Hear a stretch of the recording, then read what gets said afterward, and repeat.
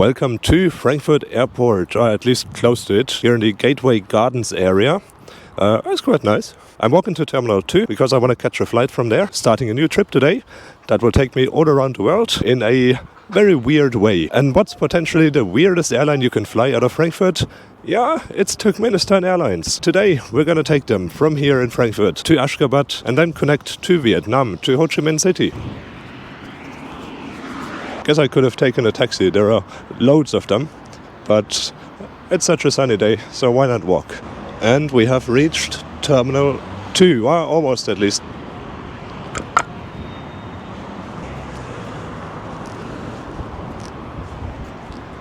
Yep, looks like we're on the right track. It's a bit windy. I am very curious about Turkmenistan Airlines. I've seen videos on them. They are a very special airline, but we'll see how it goes. Also, what you can see here is actually the construction zone for the new SkyTrain. Look at that. So they're building the new SkyTrain in parallel to like the old one. The old one just goes from like Terminal 1 to Terminal 2. The new one will go from the station at Terminal 1, like the train station area, through Terminal 2 all the way to Terminal 3 in the south.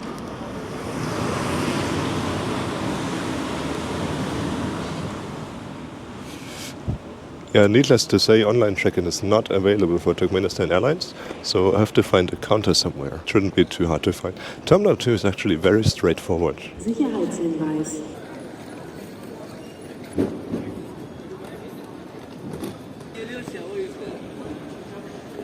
Jo. Ja, alles klar, danke. Ciao.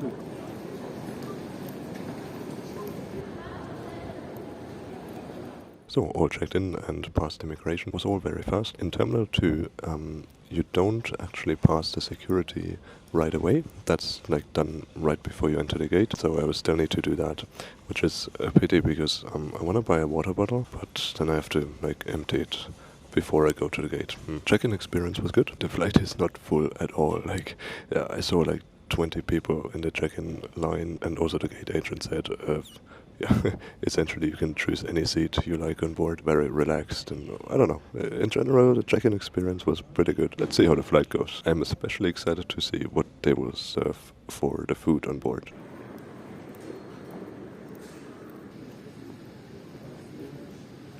And we're all past security now in the gate area here at gate Delta 7. The aircraft is not parked at the building, but like on an apron position, so we will have to take a bus there. And Frankfurt, I have to take buses so many times, I don't know. The aircraft itself is Echo Zulu Alpha 782. It's their latest 777-300. They received it last year and they just put it into service in early January this year. So it's really fresh actually. What?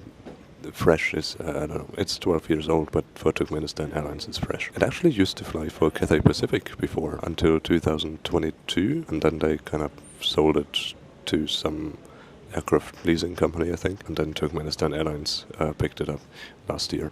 In any case, the crew has just arrived and they're actually sitting like next to me, sort of. I'm probably not gonna talk too much on the aircraft because Turkmenistan Airlines is not very fond of people filming on board, so yeah, I try not to draw too much attention. Apart from that, yeah, really looking forward to see how the flight will go. The two flights from here to Ashgabat, it's about 6 hours, 5.5, 6 hours, and then to, like from Ashgabat to Ho Chi Minh City, it's about 8.5 hours. All passengers booked on Turkmenistan Airlines Flight TUA462 to Ashgabat are requested to proceed to gate D7.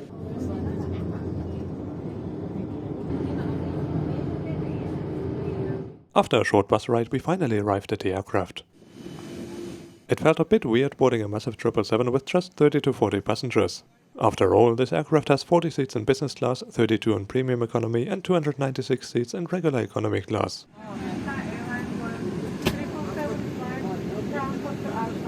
Right after boarding, the safety video was played and then we were off for pushback. Ladies and gentlemen, welcome on board Turkmenistan Airlines. Please direct your attention to the safety features of our aircraft. Please stow all your hand luggage in the overhead compartment. All aisles and emergency exits must be clear of any personal items. Yeah, well, welcome aboard the Turkmenistan Airlines 777-300. Safety briefing is finished, cabin check is finished, everyone is seated, including the crew, and we're taxiing out to runway 18 now, which is a long way, and that's why I can make like an introduction. The seats are really comfortable, like very well cushioned, and needless to say, I do have a row to myself, and actually the middle part is also empty. There are like 30, 40 people on board max, if I counted that correctly in the bus, and this Boeing 777 has like 368, 370 seats, so it's like 10 seats for each passenger. Amazing. The weather is really good, should be a good day to fly. We're spot on time, we left the stand 4 minutes early, and yeah, should be a smooth flight all the way to Ashgabat, and then hopefully also to Vietnam, because I actually only have a boarding pass to Ashgabat.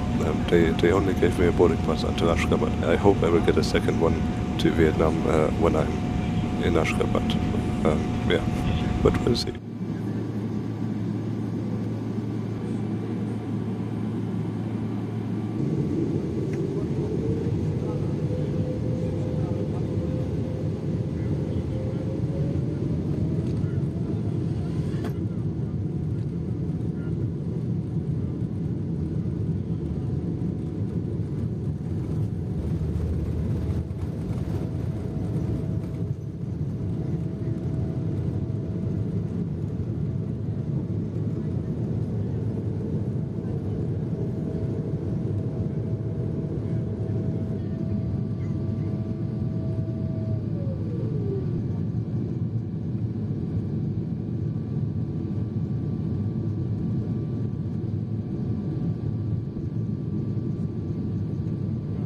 And we're airborne out of Frankfurt, runway 18. I'm pretty sure they used only half the takeoff power of the 777. With only 40 passengers on board, the 777 is like way overpowered. So naturally, they only use like 2/3 of the power or something. By the way, I don't think the crew did a very good job in preparing the cabin, because I saw like a couple of seats being reclined like during taxi and then like during takeoff. I don't know. But then again, the cabin is very empty, so maybe it doesn't matter too much. And on the point of it being empty, actually, when I booked the flight, by the way, I didn't book through the Turkmenistan Airlines website, but through a Turkish website called turna.com. They sell tickets for like all kinds of weird airlines, including Turkmenistan Airlines. And for a while, I wasn't actually sure if I have a valid ticket on Turkmenistan Airlines, but yeah, then it all went very smoothly on check-in. When I booked this flight, it was indicated as a Boeing 737-800 to Ashgabat, and then later they changed it to the 777-200, and then they changed it again to the 777-300. So it was like being upgraded the whole time. I don't think there is any IFE on the screen. There are only switches for the lights and the crew call. I don't think there is anything else. So don't bet on like watching movies here or something. It's yeah, it's pretty useless. Let's have a look around the seat. The legroom was okay, although not overly big. The seatback featured a holder for your electronic devices, which was clean and included a hole to place a drink. The tray table was clean and foldable, which I always appreciate. And since we still have some time before dinner comes around, how about we check out the in-flight magazine? It is your only source of in-flight entertainment and seems to feature the Turkmenistan president on half the pages. There were also some more interesting articles though about wildlife around the Caspian Sea.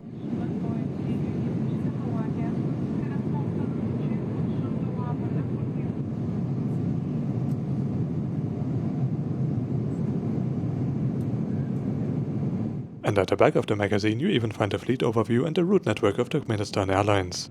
Although I have to say the design of the route network looked overly complicated.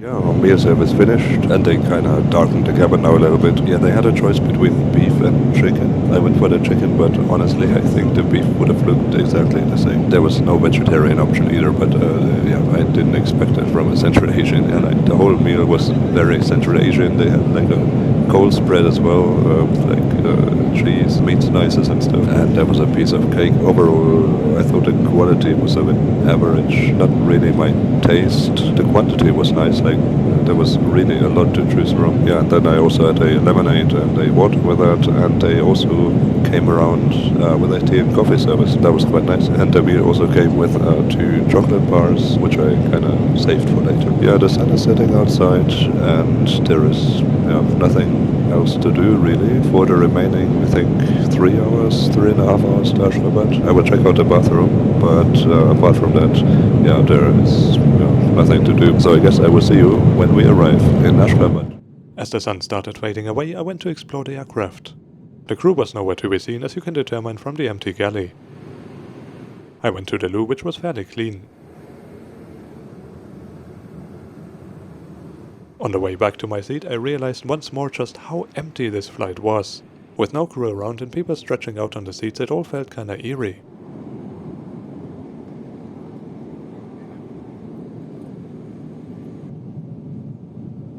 One hour later, it was all dark outside, but the same cannot be said for the IV screens. They were all fully bright and I could not find any option to switch them off. On the upside, the seats were comfortable and made for a nice bed. Just over an hour before landing, the crew suddenly reappeared and handed out dry sandwiches along with a juice pack and other drinks. We then descended into Ashgabat, and I was really curious to see how it would be like to transit through this airport.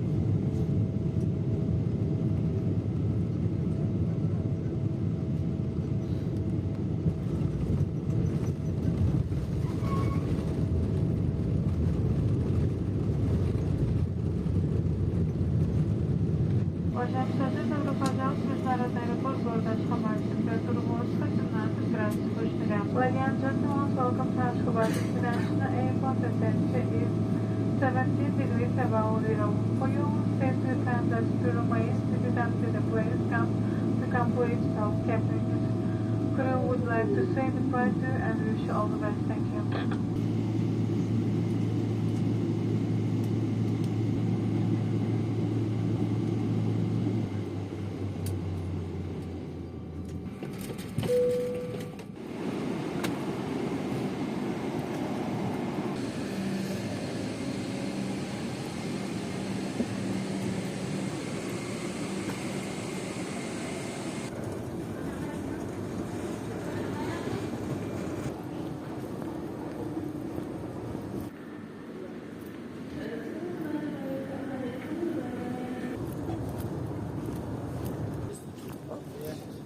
Sorry? Ho Chi Minh. Ho Chi Minh. Here?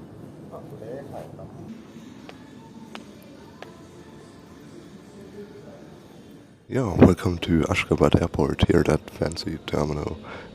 Totally oversized. We were 40 passengers on the way from Frankfurt, and I think on the next sector there cannot be many more. The route from Ashgabat to Ho Chi Minh City is actually a very new one. They just established it in early March, so like 2.5 months ago, and I cannot imagine it to be too busy. The flight here was actually quite okay, quite uneventful. They really give you a lot of food, even though it wasn't really my taste. Very meat heavy, very fat, I don't know, not really my taste. And the crew, it's fair to say that they did their job, but not more. I mean, like for example, smiling doesn't seem to be their thing. They don't smile at all. And they also have kind of an attitude, I would say. For example, when I went to the loo, a flight attendant came the other way, and what normally happens is that the flight attendant like steps aside, lets you pass, maybe even smiles at you. I don't know. Not this guy. This guy just pushed through and expected me to let him pass. It's just minor details, but yeah, it kind of shows their attitude towards their passengers. The transit here is quite straightforward. There is a transit security, but I don't know, I could keep like my water bottle, which is like half filled with water, and I also didn't have to take out any electronics like from my jacket here, so I don't know. They didn't really care. I still don't have my second boarding pass for the Ho Chi Minh flight. They didn't give it to me in Frankfurt. I'm not sure how I will get it. The terminal here is quite nice actually, even though there are a lot of security guards around. So yeah, gotta be a bit careful with filming. But other than that, actually all the shops are open. It is 3:30 a.m. in the morning here, and all the duty-free shops are open, and also like all the cafes, all the restaurants, and you can get like a drink. You cannot pay by card, like credit card. I'm not sure. Maybe credit cards don't work in Turkmenistan, but apparently they accept cash in euro and US dollars and other currencies. I don't know. There's Wi-Fi as well, but yeah. You don't need anything to connect, like no password, no registration, nothing. But obviously things like WhatsApp and Facebook are blocked in Turkmenistan. Yeah, it's still like over 3 hours until my onward flight. I'm just gonna hang around here, relax a bit, try not to fall asleep because I might miss my flight. But it's very quiet here. Like, it's actually a really nice terminal. It's just a bit oversized. Like, they will never have that passenger traffic for which the terminal is designed. But anyway, it's nice to have a lot of space.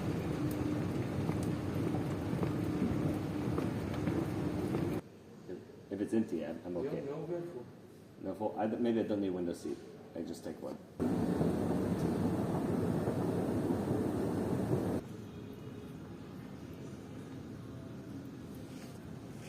Okay, so there was a guy running around, like an airline employee or airport employee, something like that, and he was like looking for passengers who still don't have like a boarding pass, which includes me. So essentially we went back to the arrivals area, like the arrival transit area, and there is actually a transit desk, but when I was there first it wasn't manned and there was no one there, and there's also no indication that it is a transit desk. In any case, I have my boarding pass now to Ho Chi Minh, and hopefully again a road to myself, because the seats on the first flight were actually really comfortable and really big as well. Possibly the most comfortable economy class seats for sleeping, simply because they were very soft. Like when you remove the armrests, there was not much like space between the seats, so you could lie down like very easily, and the seating area was also just very big, so actually quite good for sleeping if you have an empty row for yourself. I think the flight to Ho Chi Minh might be a little busier because there are like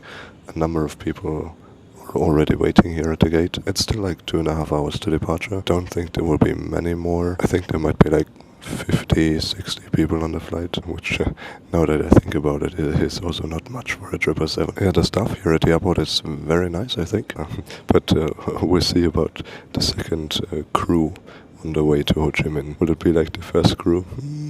We'll see.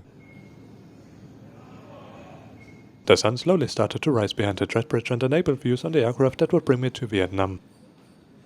Coincidentally, it would be the very same 777 that had already brought me here from Frankfurt. The loading was interesting to watch, as it took them some time to figure out how to move that cargo.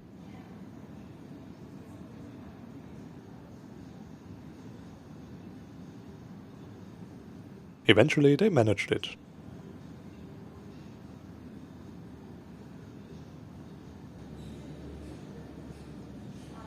As the sun rose higher and created a beautiful light outside, it woke up not only humans but also a passenger's dog running around the gate area. In the bright morning light I also noticed some stains and ripped carpets which I had not noticed before. Turning my attention back to the aircraft outside, I saw some mechanics busy at the left engine. Although I think the massive engine was fine and I just used it as a table for their documents.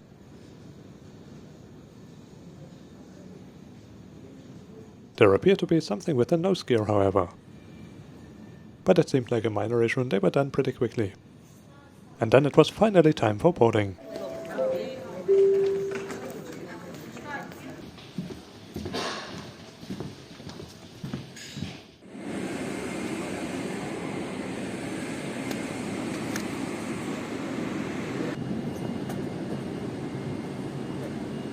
Yeah, welcome aboard the same 777-300 again, it's exactly the same 777 that brought me here from Frankfurt that will now continue to Ho Chi Minh City. Unfortunately, there's a bit of a delay. I don't know why, because they never made an announcement about it. Boeing 777 flight from Ashgabat to Ho Chi Minh. Please check yesterday boarding card. Taking off and using cameras are not allowed on board during the flight. Electronic device. Yeah, and then at the transit counter, I specifically asked for a window seat, and he was quite happy to give me a window seat. Unfortunately, I mean, don't get me wrong, I think he wanted to be nice. He gave me the emergency exit row, which is like one row in the front. Unfortunately, that doesn't have like a direct window beam, so I switched to row 44. That's like one row behind the emergency exit row. And now I have a nice window view. I mean, it's totally empty anyway. And one peculiar thing, during boarding, there was no one at the boarding door. Like, there was no crew member to greet the passengers. Passengers just kind of stumbled into the cabin by themselves. I don't know. I don't think I've ever experienced that there is no crew member to greet the passengers. Usually there is always someone. Anyway, hope we get going soon and maybe catch up on some of the delay on the flight. We had pushed back about 45 minutes late with no information about the reason. Nevertheless, we soon started taxiing out to the runway.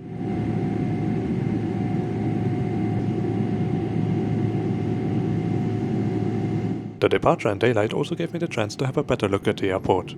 It really is impressive, and theoretically it could be a bigger transit hub.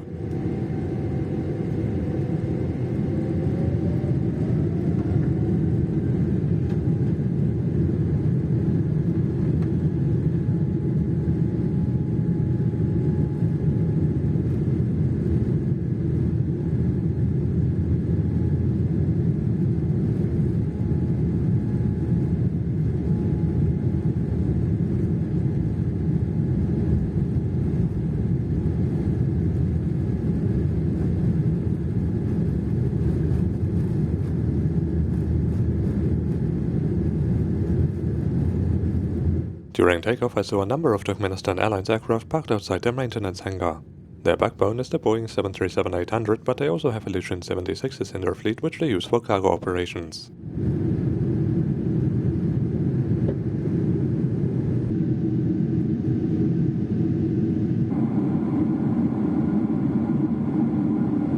Just 40 minutes after takeoff, the crew already served a meal. I had beef this time, which looked pretty much the same as the chicken on the first flight. There was no vegetarian option this time either.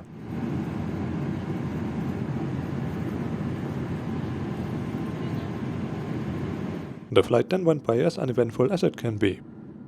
The empty cabin was super quiet, and since I was in desperate need of some sleep, I did it like everyone else and stretched out on my row for a couple of hours.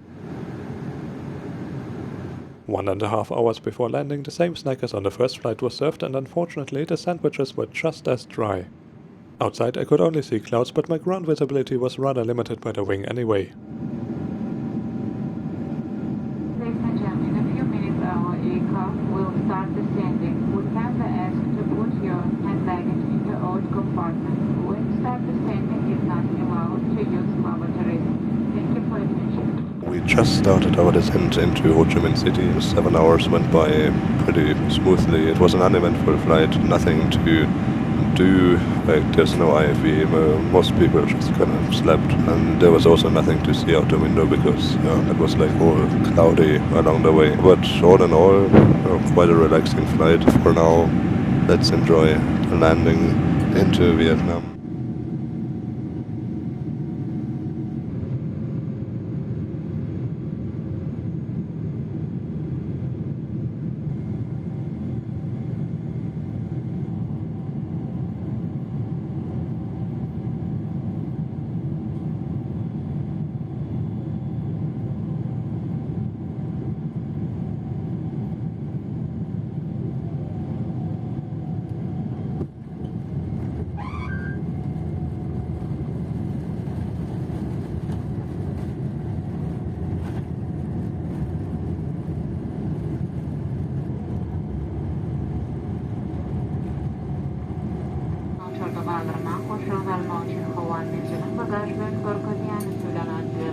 Ladies and gentlemen, welcome to Son Nhat International Airport of Ho Chi Minh City. say goodbye, say the wish shoulder, but thank you for your attention.